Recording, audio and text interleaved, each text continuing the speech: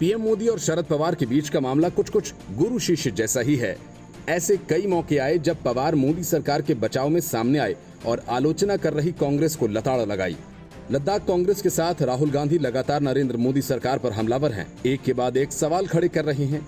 ऐसे में कांग्रेस के सहयोगी एनसीपी प्रमुख शरद पवार ने चीन मामले पर मोदी सरकार के बचाव और राहुल गांधी को ही आईना दिखाने का काम किया।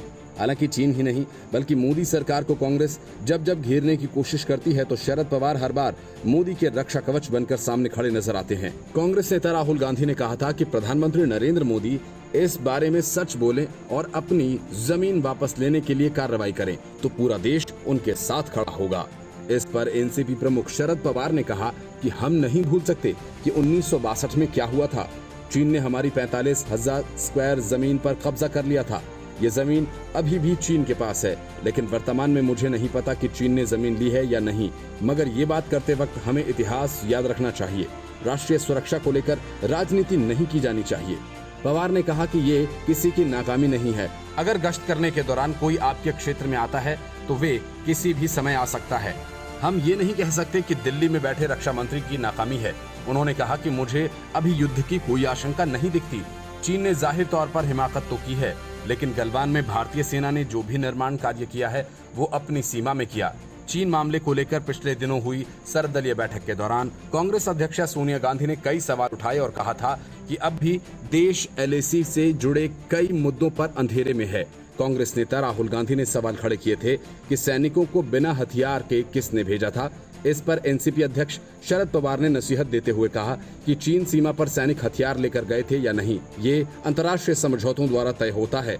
हम तो ऐसे संवेदनशील मुद्दों का सम्मान करते हैं। बता दें कि राजनीति के मंझे हुए खिलाड़ी शरद पवार के बयान के गहरे राजनीतिक मायने भी निकाले जा रहे हैं। 2014 के बाद से कई बार ऐसे मौके आए हैं जब एनसीपी प्रमुख शरद पवार बीजेपी के साथ प्रत्यक्ष या अप्रत्यक्ष तौर पर खड़े नजर आए। खासकर तब ये देखने को मिला जब किसी मुद्दे पर मोदी सरकार को कांग्रेस ने घेरने की जबरदस्त कोशिश की हो। दरअसल प्रधानमंत्री मोदी भी एनसीपी प्रमुख शरद पवार को सार्वजनिक मंच से अपना गुरु बता चुके हैं।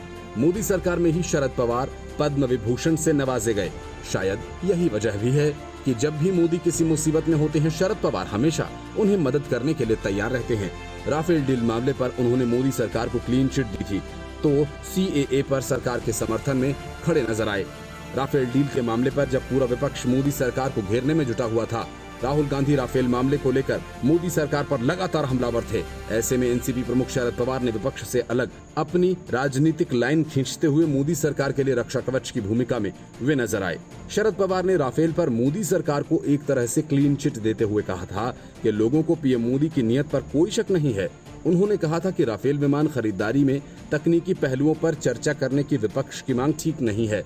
राफेल पर बैकफुट पर चल रही बीजेपी के लिए पवार का बयान राहत देने का काम कर रहा था। बीजेपी के तत्कालीन अध्यक्ष अमित शाह ने ट्वीट कर कहा था कि पूर्व रक्षा मंत्री शरद पवार दलगत राजनीति से ऊपर उठकर राष्ट्रहित में सच बोल रहे हैं। शाह ने राहुल गांधी पर तंज कसते हुए कहा कि उन्हें कम से कम अपने गठबंधन के पुराने सहयोगी रहे शरद पवार से ही बुद्धिमानी सीखनी चाहिए। 2014 महाराष्ट्र विधानसभा चुनाव के नतीजों के बाद बीजेपी बहुमत के आंकड़ों से 18 सीट पीछे रह गई थी। नतीजों के तुरंत बाद एनसीपी ने बीजेपी को सरकार बनाने के लिए समर्थन देने का ऐलान किया था। गुजरात चुनाव के वक्त जब कांग्रेस समेत विपक्ष बीजेपी सरकार को उखाड़ फेंकने की तैयारी में थी, चुनाव से ठीक पहले एनसीपी ने कांग्रेस के साथ न जाने का फैसला किया। माना जाता है कि इसका सीधा फायदा बीजेपी को मिला। पिछले साल राज्यसभा के डिप्टी स्पीकर चुनाव के दौरान ये खबर थी कि एनसीपी विपक्ष की ओर से एनडीए के सामने अपना उम्मीदवार उतारेगी, लेकिन आखिरी मौके पर एनसीपी प्रमुख शरद पवार ने अपना उम्मीदवार उतारने से मना कर दिया था। इसी के बाद कांग्रेस ने बीके हरिप्रसाद को राज्यसभा के डिप्टी स्पीकर के लिए अपना प्रत्याशी बनाया था, लेकिन जीत नहीं सके। ऐसे कई मौके आए जब शरद पवार मोदी सरकार के साथ खड़े नजर आए।